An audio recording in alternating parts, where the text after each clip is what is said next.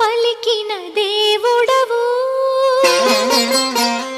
కోరక దొరికిన కుంకుమవు.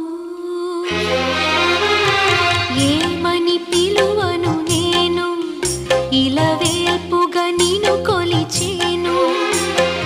ఏమని పిలువను నేను, ఇలవేల్పుగా నిన్ను కొలిచేను. ఏనాటిదో